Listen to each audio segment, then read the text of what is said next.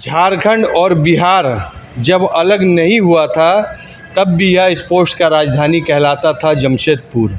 और जमशेदपुर क्यों नहीं कहलाएगा? टाटा स्टील जैसे कंपनी अपनी बहुत अधिक पैसा, बहुत अधिक समय और बहुत बड़े बड़े कोच से यहाँ ट्रेनिंग दिलाया जाता है। और इसी क्रम में JRD Tata sports complex Jamshedpur में हम जिस जगह में खड़े हैं वह रिंग है, जिसमें से यह रिंग से प्रैक्टिस करके राष्ट्रीय नहीं अंतर्राष्ट्रीय प्लेयर भी यहाँ से निर्माण किया जाता है। और इसका उदाहरण अरुणा मिश्रा जो कल तक यहाँ प्रैक्टिस करती थी, आज वो एशिया इंटरनेशनल स्पोर्ट्स में उनका डंका बजता है।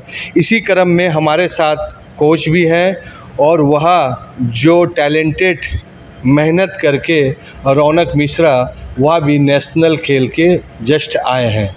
तो हमारे साथ अजीत सिंह जी हैं जो बच्चे को ट्रेनिंग दिलाते हैं और उस बच्चे को पहली टारगेट देता है कि तुमको स्टेट नहीं, नेशनल नहीं, इंटरनेशनल जैसे तुमको रैंक बनाना है।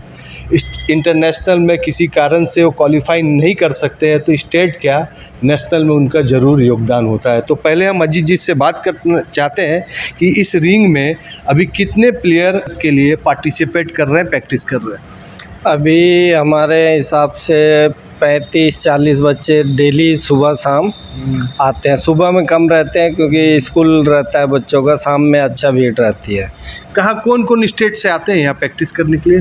झारखंड के जितने इर्द गिर्द जमशेदपुर के मने गांव हुआ, स्टेशन तरफ से भी आते हैं, नोआ मुंडी मने कभी। दूसरे स्टेट से भी आते हैं? दूसरे स्टेट से पहले कुछ बच्चे आते थे, रहते थे, अपना रूम लेके ट्रेनिंग लेके गए।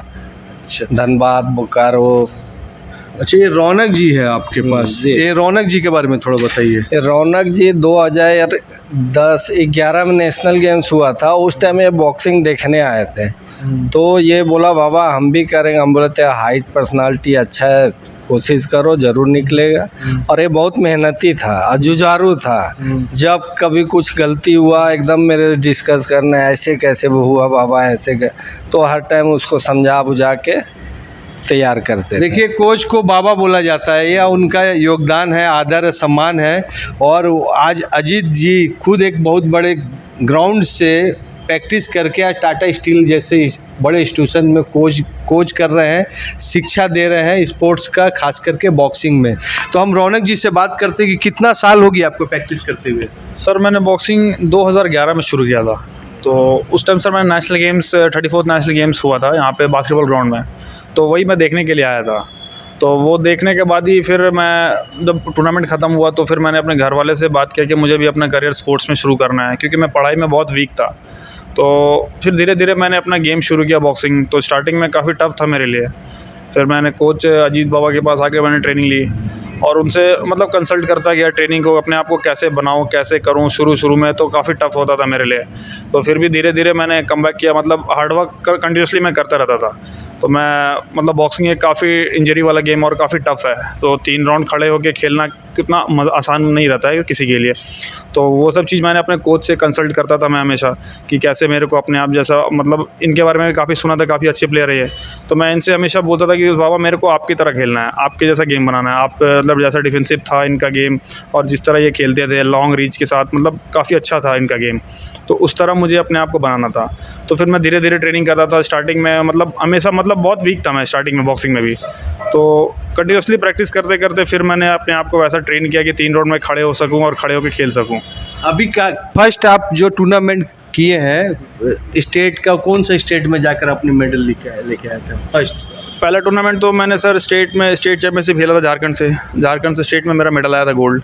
उसके बाद फिर मैं स्कूल नेशनल हुआ, स्कूल नेशनल में मेरा सिल्वर मेडल था। फिर ग्रामीण नेशनल, पाइका नेशनल, ऐसा इन्विटेशनल नेशनल मैंने खेलना शुरू कर दिया। तो फिर धीरे धीरे करते करते जूनियर नेशनल मैंने खेला था 2012 में।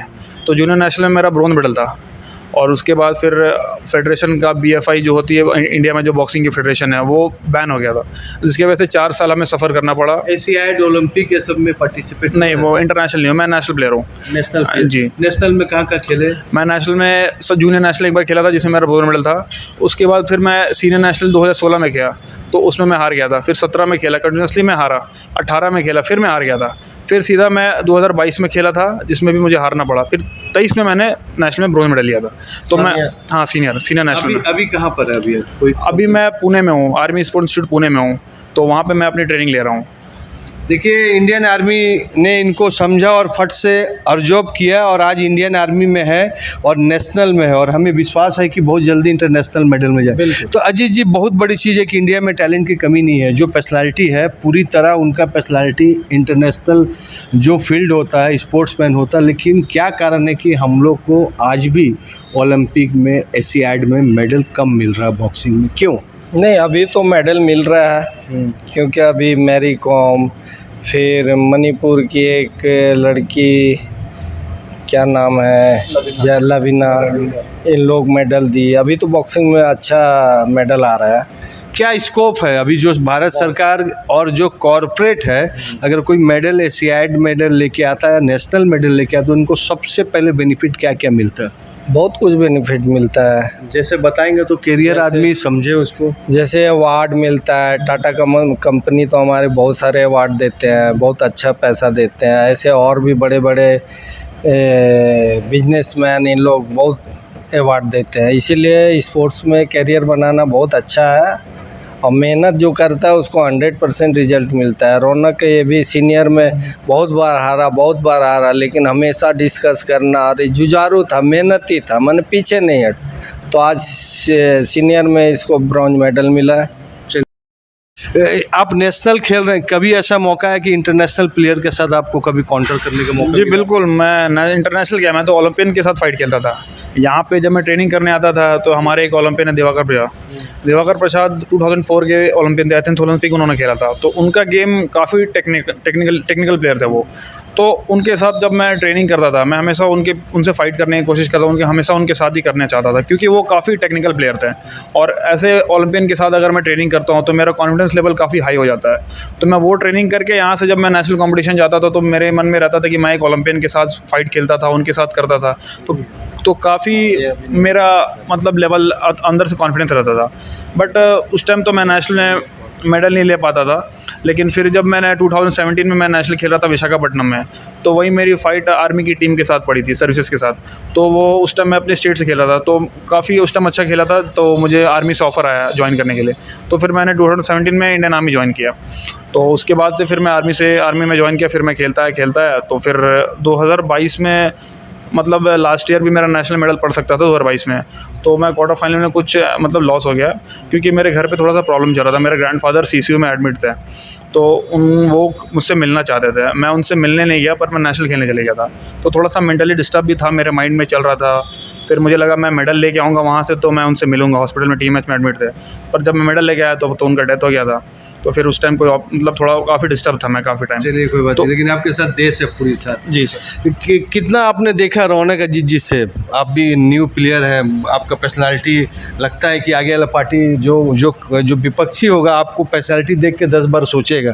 तो कितना सीखे आपने अभी तक? मैं अभी तक अभी तो मैं तो नया हूँ। मैं 2018 में ज्वाइन किया था बॉक्सिंग, और पहला नेशनल और स्टेट खेला था।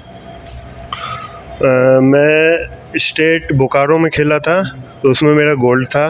फिर उसके बाद मैं नेशनल खेलने गया था हरियाणा, उसमें मैं क्वार्टर फाइनल आर्मी टीम के साथ लॉस किया था।